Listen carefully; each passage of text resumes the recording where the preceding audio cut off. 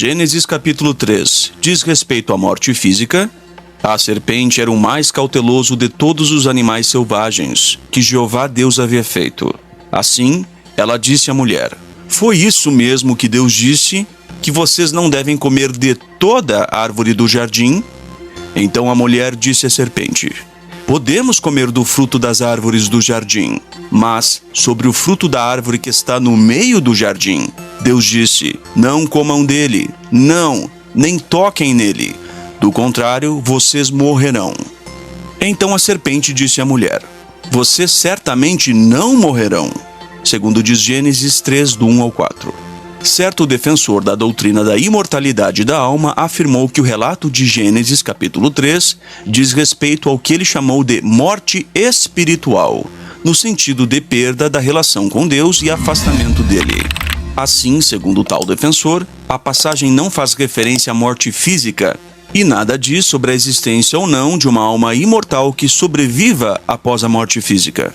Mas o que Gênesis capítulo 3 tem a dizer sobre isso?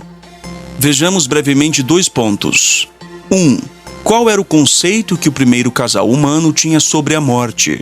Em primeiro lugar, é preciso salientar que, até a conversa entre Satanás, a serpente original, e Eva, nenhum humano havia experimentado a morte.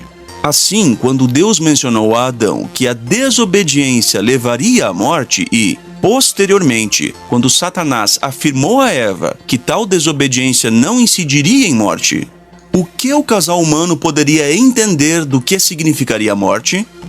O único conhecimento que tinham da morte era da observação da morte dos animais, os quais, segundo as Escrituras, foram destinados por natureza à morte, segundo a Bíblia Pastoral. Obviamente, Deus, como comunicador por excelência, deseja ser corretamente entendido, em harmonia com o conceito que ele mesmo estabeleceu em 1ª Carta aos Coríntios 14:9, que diz: se com a língua vocês não proferirem palavras que sejam fáceis de entender, como alguém saberá o que se fala? Vocês estarão, na verdade, falando ao vento. Se ele estivesse falando de outra morte que não fosse aquela que o casal humano conhecia, isso soaria ininteligível. Exigiria naturalmente explicação adicional, o que não ocorreu. Diante disso, Deus só poderia estar falando da morte biológica. Ponto 2. Qual seria a punição pelo pecado? Jeová proferiu a seguinte sentença pela desobediência. Segundo diz Gênesis 3:19. No suor do teu rosto comerá pão, até que você volte ao solo, pois dele foi tirado. Porque você é pó, e ao pó voltará. Se houvesse vida após a morte para o transgressor Adão, talvez um inferno de fogo eterno, não seria justo que Adão fosse informado sobre isso, a fim de poder avaliar, antes de pecar, as implicações ou consequências de seu pecado? Por que ele não foi informado disso? Simplesmente porque a penalidade que Adão sofreria por seu pecado seria a morte eterna, como cessação da vida que ele usufruía, e não uma vida após a morte em tormento eterno, ou uma sucessão de reencarnações para aperfeiçoamento, ou uma transmigração para outros corpos, ou ficar vagando sem rumo, ou etc.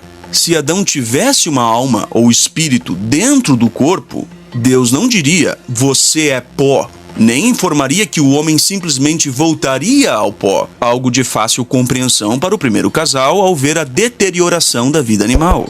Sendo justo, Deus informaria as plenas consequências ao primeiro casal humano pela desobediência, como ele fez posteriormente, com riqueza de detalhes, ao avisar seu povo das consequências da desobediência, conforme diz Levítico, capítulo 26, Deuteronômio, capítulo 28 e 1 de Samuel 8, 10 ao 18. Assim, sem adentrarmos no contexto da Bíblia como um todo sobre o que a morte significa, podemos ver com clareza que Gênesis capítulo 3, de fato, diz respeito à morte como o fim da vida total, consciente.